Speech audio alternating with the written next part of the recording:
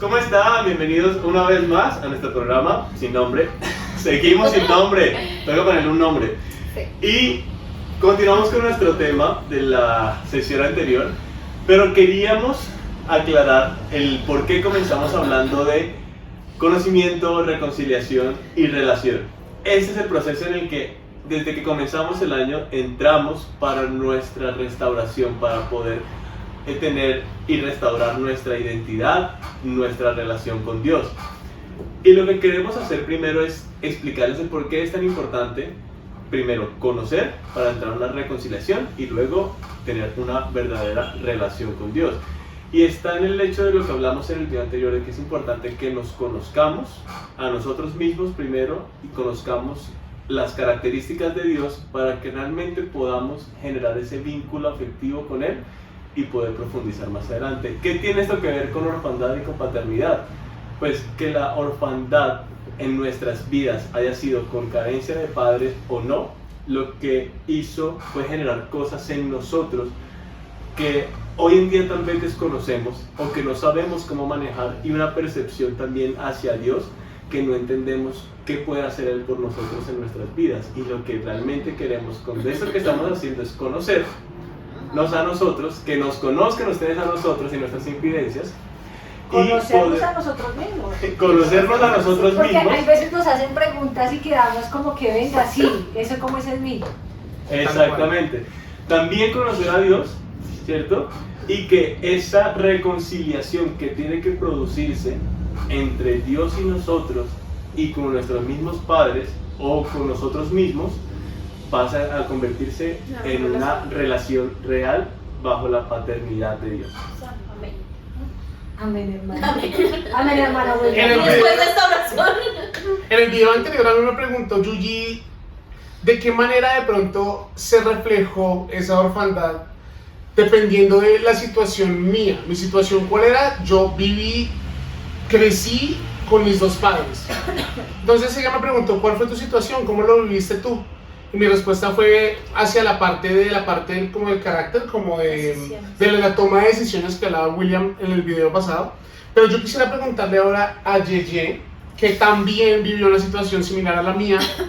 Ella también tuvo sus dos padres, pero ¿de qué forma tú lo viviste? ¿Lo viviste igual que yo o viviste cosas diferentes o cómo se refleja en ti? Era diferente porque eran otros papás. Ella no tenía dos papás, ella tenía papá y Mi mamá. No, me pasa algo que si vieron el video anterior, Santiago decía que cuando se tenía dos papás era difícil tomar decisiones. Y así Para mí es muy difícil, incluso el hecho de que alguien me diga, vamos a comer, ¿dónde quieres ir? Es la muerte, o sea, no me gusta que me pongan a decidir a mí. Pero me pasa lo mismo que le pasas a Juliet en ser independiente, porque yo tuve un papá que sí, o ¿Dónde sea, lo tienes? tengo un papá, Pero ya cambió. pero pues ya no vivo con él. Pero cuando vivía con él y era más joven, o era niña, él nos enseñó a mi hermana y a mí a ser independientes. O sea, ustedes no pueden depender de alguien. Puede que algo esté, digamos un ejemplo, tienen que levantar un televisor. Sí, está muy pesado, pero hay modos de levantarlo. Entonces, había formas de que entonces yo lo tiraba encima de una cobija y lo arrastraba. Entonces, me enseñó a ser muy independiente. O sea, tuve papá y mamá, pero también me crearon muy independiente, pero también habían áreas en mi vida en que si yo no puedo tomar decisiones. O sea, para mí cuando alguien me dice, ¿te gusta el color blanco o el color negro? O sea, yo empiezo, uy, el gris, no, me enredo mucho. Y en algo que creo que decían ahí ahorita, ¿Crees o estás seguro? creo, estoy segura, algo que sí, digamos, afectó mucho en mi vida fue el tema de la autoestima.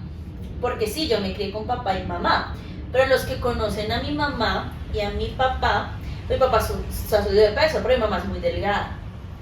Pero me crié siempre y todos los días, esto pues, es un secreto, pero pues así abiertamente, para mi mamá es muy importante el tema de que tú te veas bien físicamente.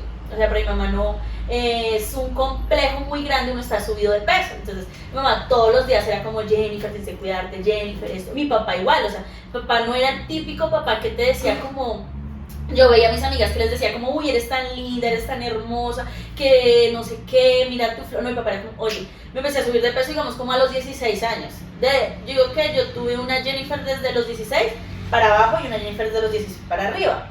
Entonces mi papá era como, te estás subiendo de peso, nadie te va a querer, nadie no sé qué. Entonces era un tema constante en mi casa, no era como que llegáramos y, ay, Jennifer subió. No, era todo el tiempo, te vas a comer eso, te vas a tomar eso, Entonces sí me crié con papá y mamá, son excelentes, pero en esa área, por eso hay mucha gente que me dice, oye, ¿por qué sufres con tu autoestima? Porque esa área siempre fue muy atacada, o sea, no era como que yo tuviera mis tiempos libres, como de, hoy te ves bonita, o sea, muy rara vez me lo decían, y cuando me lo decían era porque fijo, esa semana me había pegado las vomitadas del año, o sea, me había pegado, comía y vomitaba, entonces mi papá decía, oye, te he visto bajar de peso, y yo decía, bueno, esto me está funcionando. Entonces, esa autoestima para mí sí se vio muy atacado en esa área, a pesar de que tuve mi papá y mi mamá, pero en esa área siempre fue muy atacada. Okay. Minuto de silencio. Pues es muy interesante porque uno se imagina que teniendo los dos papás es como que cambia la cosa, o sea, como que no, yo tengo mis dos papás, de pronto tendería, se dice, a tener mejor autoestima que de pronto una persona que no tuviera los dos papás. Yo tengo una pregunta para ti, perdón. ¿Qué te hacía a ti sentir o ¿cómo decirlo? Como que, ¿qué pasaba por tu cabeza en esos momentos? O sea, cuando tú decías, siento la necesidad de verme bien, pero no puedo, siento que no puedo. Y que decías, ¿qué quisiera de mis papás? ¿Cómo quisiera que se reaccionaran ellos? Porque uno siempre tiene algo así. Pues es que era muy complicado porque, empezando que crea muchas inseguridades en ti, entonces yo veía a mis compañeras y yo decía, ay, son tan bonitas y no, habían unas como maluquitas, pero yo decía, bien fea.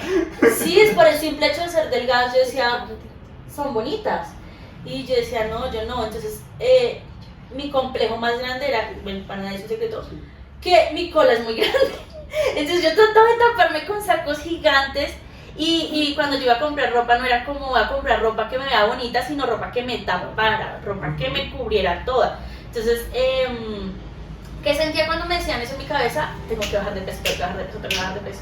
Pero no lo lograba, o sea, realmente hacía muchas cosas al punto que mi flora intestinal se perdió. Hay cosas que yo como y literalmente tan pronto las paso, el cuerpo me las rechaza. O sea, son cosas fuertes que pasaron. Hasta ahorita se están enterando mis papás, pero son cosas que sí, son cosas que viví muy en lo secreto, porque también pasaba que yo decía, no puedo lastimar a mis papás porque ellos lo están haciendo por mi bien, para que me vaya bien. Entonces, ¿qué hacía yo? Me encerraba y me pegaba mi lloradita de 1 hora, 2 horitas y salía y decía, bueno, pues sí, no soy muy agraciada, pero démosle.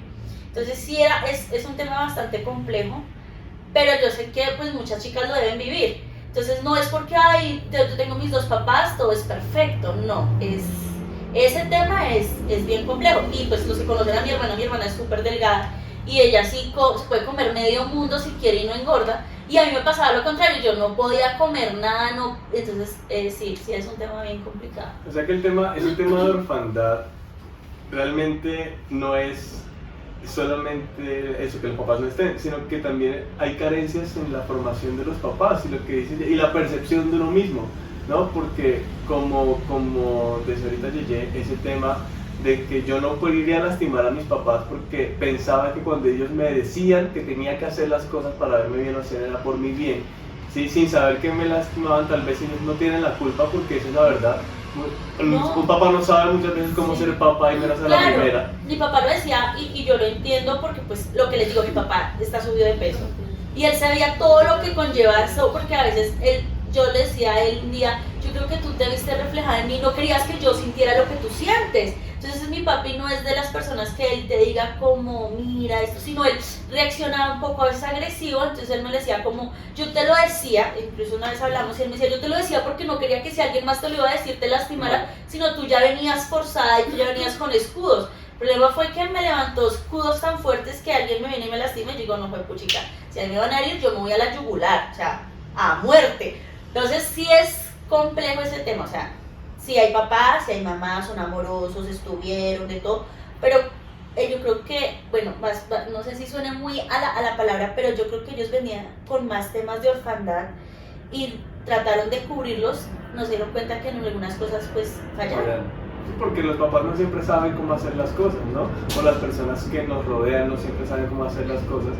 Y hay muchas veces también el hecho de decir, no es todo lo que entra lo que debe contaminarme, sino realmente yo cómo lo estoy manejando desde mi interior y cómo lo estoy asimilando para que esas cosas no me pasen.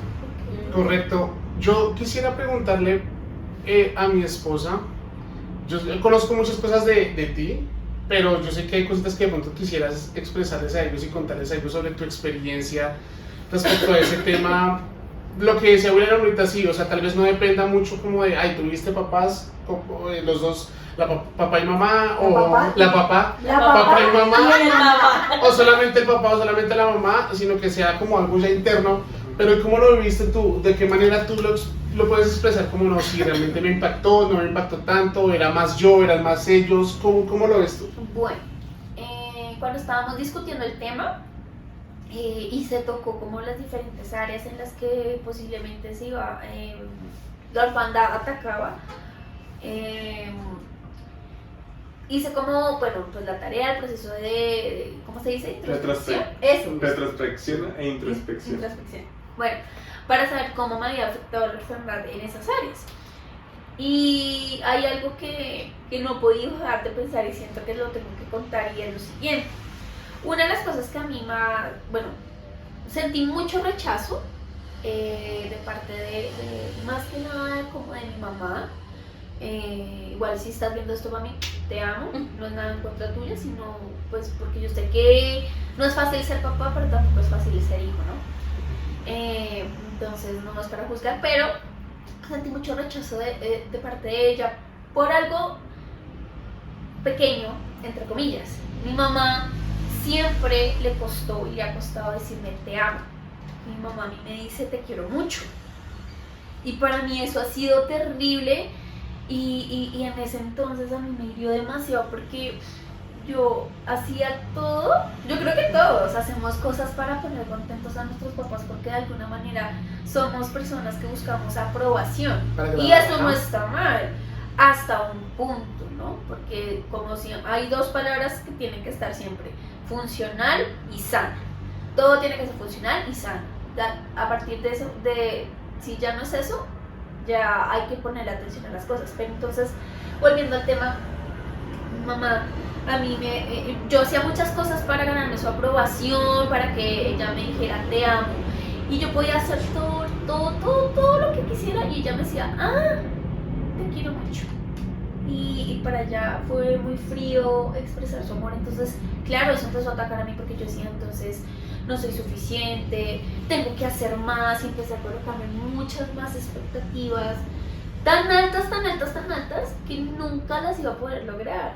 Y de hecho, para los que saben, eso me detonó pues el trastorno de ansiedad, que pues frustración, del cual estoy pasando y ya estoy sanando.